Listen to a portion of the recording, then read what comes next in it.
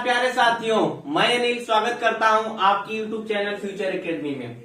तो जो भी प्यारे साथी अब तक चैनल पे नए बने हैं, चैनल को सब्सक्राइब कर ले, बेल आइकन दबा ले ताकि उनको वीडियो की नोटिफिकेशन जल्द से जल्द मिल सके। और दोस्तों, मैं उम्मीद करता हूं आप लोग सभी लोग अच्छे से मस्त सारी क्लासेस आपको मिल रही होंगी। 10th की क्लासेस सुमित सर आपको इंग्लिश पढ़ा ही रहे हैं। मैं आपको हिस्ट्री पढ़ाऊंगा, पॉलिटी मतलब जीएस का पोर्शन कॉम्पिटेटिव एग्जाम के लिए मैं आपको कवर कराने वाला हूँ। दोस्तों, आज हम लोग पढ़ेंगे इतिहास। इतिहास के इंट्रोडक्शन की क्लास होगी कि इतिहास होता क्या है, इतिहास क्यों पढ़ना जरूरी है हमें। आज इन सारी चीजों पे हम लोग जानकारी बताएंगे। दोस्तों, जब मैं इतिहास में जब इंटर के बाद मैं आगे पढ़ाई के अभी करता ही हूँ, तो मेरा भी हिस्ट्री ऑनर्स है फ्रॉम BHU यूनिवर्सिटी। दोस्तों, आज हम लोग इतिहास के बारे में जानेंगे। दोस्तों, आप विज्ञान पढ़िए चाहे इंग्लिश पढ़िए, लेकिन उसकी पृष्ठभूमि क्या है, उसके पीछे का इतिहास क्या है, ये चीजें हमें जानना बहुत जरूरी हो जाता है। ठीक है, तो आज हम लोग जानेंगे इतिहास होता क्या है और इतिहास क्यों पढ़ना जरूरी है और किसी भी चीज का इतिहास पढ़ना क्यों जरूरी होता है। देखिएगा दोस्तों,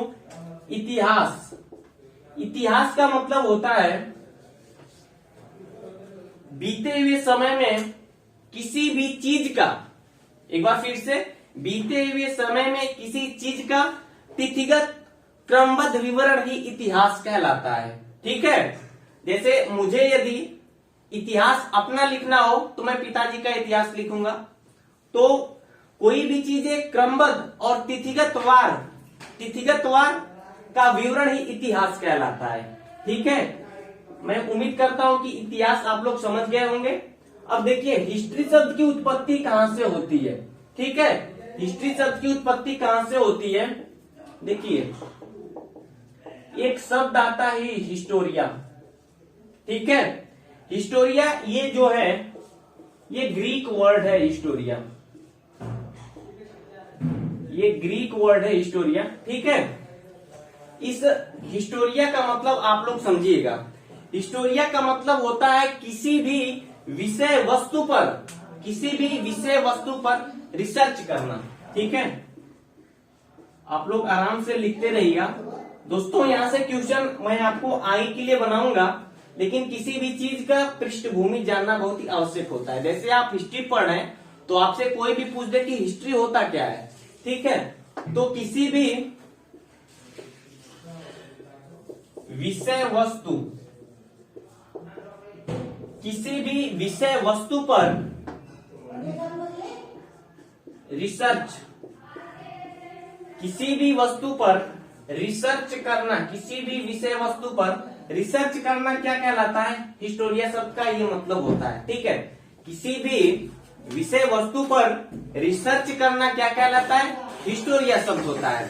ठीक है, और नेक्स्ट अब देखिएगा, यहाँ पे मैंने आपको क्या बताया, इतिहास का मतलब कि बीते हुए समय में किसी वस्तु का या विषय का तिथिगत क्रमबद्ध ज्ञान ही इतिहास कहलाता है। और जो हिस्ट्री शब्द है, हिस्टोरिया शब्द से निकल के बना है।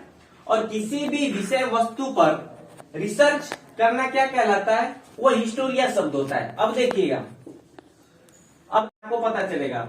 अब देखिए, थोड़ी सी हाई लेवल पे, किसी भी विषय वस्तु पर रिसर्च करने के बाद, तो हिस्टोरिया शब्द हम लोग देख रहे हैं कि किसी भी विषय वस्तु पर रिसर्च करना हिस्टोरिया कहलाता है। अब देखिए थोड़ा सा हाई लेवल, कि किसी भी विषय वस्तु पर रिसर्च करने के बाद साहित्य लिखना ही क्या कहलाता है, हमारा हिस्ट्री कहलाता है। ठीक है, किसी भी विषय वस्तु पर रिसर्च करने के बाद जो साहित्य लिखा जाता है, वो क्या कहलाता है दोस्तों, वो कहलाता है आपका हिस्ट्री। ठीक है, और एक बात आप लोग याद रखिएगा, हिस्ट्री उसी की लिखी जाती है जो हिस्ट्री का निर्माण करता है। ठीक है, इतिहास उसी का लिखा जाता है जो इतिहास का निर्माण करता है। दोस्तों, मैं बाबर को ग्रेट मानता हूँ। बाबर है कहाँ पे, बाबर है अफगानिस्तान में, लेकिन 26 से 29 तक आक्रमण किया। आपके भारत से कोई यूरोप में आक्रमण करता है, कोई नहीं करता है दोस्तों। तो यहां तक हो गया। अब हम लोग आगे जानेंगे इतिहास का विभाजन। इतिहास का विभाजन दोस्तों अब हम लोग जानेंगे।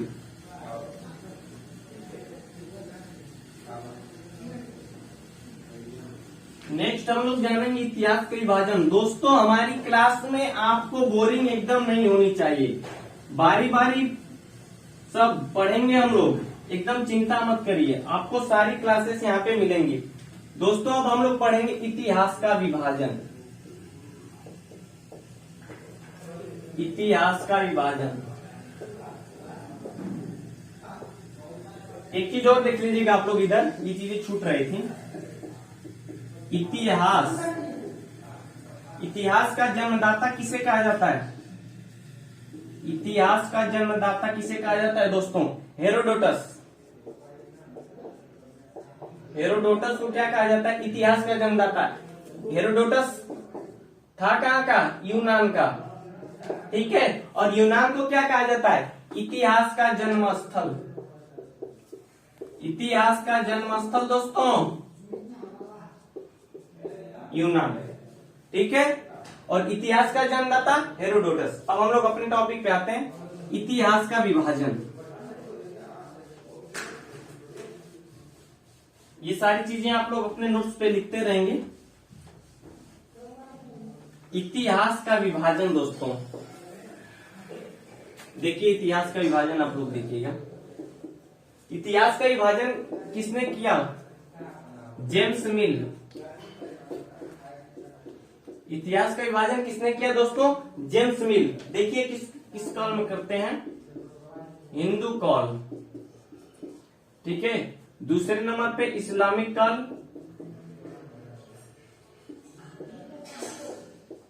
तीसरे नंबर पे साथियों आधुनिक काल, ठीक है। अब हिंदू काल को हम लोग क्या कहते हैं? प्राचीन इतिहास, ठीक है। इस्लामिक काल को मध्यकालीन इतिहास, और इसको आधुनिक इतिहास,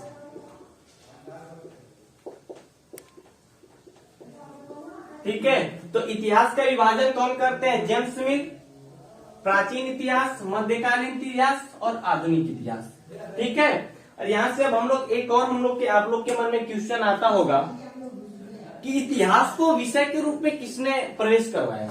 इतिहास तो किसी भी चीज का इतिहास जाना जाता है, लेकिन इतिहास को, ये चीजें हो गई, आप लोग लिख लीजिएगा। इतिहास को विषय के रूप में किसने एंट्री करवाया या किसने प्रवेश दिलवाया इतिहास को, ठीक है। किसी भी चीज का दोस्तों इतिहास जानना बहुत ही जरूरी होता है, ठीक है।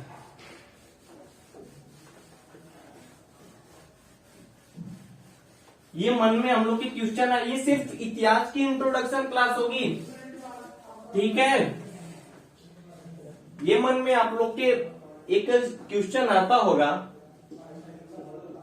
कि इतिहास को विषय के रूप में किसने एंट्री करवाया? को विषय के रूप में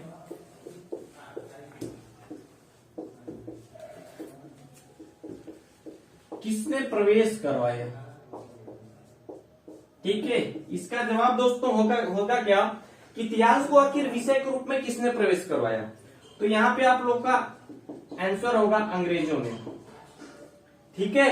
क्योंकि अंग्रेजों ने, भारत है, तो यदि आपको अंग्रेजों ने क्या किया? अंग्रेजों ने हमें लूटा, तो अंग्रेज पहले भारत आए, तो हम लोग के बारे में जानते नहीं थे। लेकिन जो भारत के ग्रंथ थे, जो इतिहास के स्रोत थे, पुरातात्विक स्रोत, साहित्यिक स्रोत और विदेशी यात्रियों के विवरण, तो स्रोत क्या थे जो भारत के पहले, वो सारे स्रोत किसमें थे? वो सारे स्रोत संस्कृत भाषा में थे, ठीक है। तो अंग्रेजों ने क्या किया कि 1784 में एशियाटिक सोसाइटी ऑफ बंगाल, ये दोस्तों इंपॉर्टेंट है, Asiatic Society of Bengal, Asiatic Society of Bengal की स्थापना कौन करता है? William Jones. कौन करता है? William Jones. कब करता है? 1784 ईस्वी में। अब इसमें क्या होता है, जो कालिदास के अभिज्ञान शकुंतलम, रघुवंशम, महाभारत, खंड काव्य जो थे, उन सबों को जो संस्कृत में थे उनका अनुवाद अंग्रेजी में करते हैं। ठीक है, तो महाभारत का अंग्रेजी में अनुवाद, ये क्वेश्चन पूछता है कि महाभारत का अंग्रेजी में अनुवाद कौन करता है दोस्तों? विल्किंस। ठीक है, तो कुल मिला के हम बस ये बताना चाहते हैं कि ये हम लोग की हिस्ट्री की सिर्फ इंट्रोडक्शन क्लास है। 1784 में एशियाटिक सोसाइटी ऑफ बंगाल की स्थापना विलियम जोन्स करते हैं। और वो क्यों करते हैं? क्योंकि हमारे जितने भी स्रोत थे वो पहले संस्कृत में थे, साहित्यिक जितने स्रोत थे और पुरातात्विक स्रोत में अभिलेख हम लोग सब कुछ पढ़ेंगे। प्राचीन इतिहास से ही दोस्तों हम लोग स्टार्ट ही करने वाले हैं। ठीक है, तो Asiatic Society of Bengal William Jones करते हैं। इसमें होता क्या है कि महाभारत का अंग्रेजी में अनुवाद कौन करते हैं? विल्किंस करते हैं। और अंग्रेजों ने क्या किया? हमें लूटा। पहले आए केवल, फिर बैठने के लिए बोला, फिर सो गए, फिर पूरे लूटे। ठीक है, तो इस क्लास को दोस्तों हम लोग हिस्ट्री की जो हमारी क्लास चलेगी पहले प्राचीन इतिहास से स्टार्ट होगी और ये क्लास हम लोग की केवल इंट्रोडक्शन क्लास थी। ठीक है दोस्तों, तो अब तक जो भी लोग अभी भी चैनल पे नए हैं, चैनल को सब्सक्राइब नहीं किए हैं, चैनल को जल्द से जल्द सब्सक्राइब कर लें। और नेक्स्ट मैं आपको हिस्ट्री कराने वाला हूं, एकदम दोस्तों मजे की तरह हिस्ट्री पढ़ेंगे मिलके पढ़ेंगे और आपको कोई दिक्कत नहीं होगी। इंपॉर्टेंट क्वेश्चन भी आपको कराएंगे। तो इसी के साथ हम क्लास को अपनी यहीं पे समाप्त करते हैं दोस्तों। जय हिंद, जय भारत।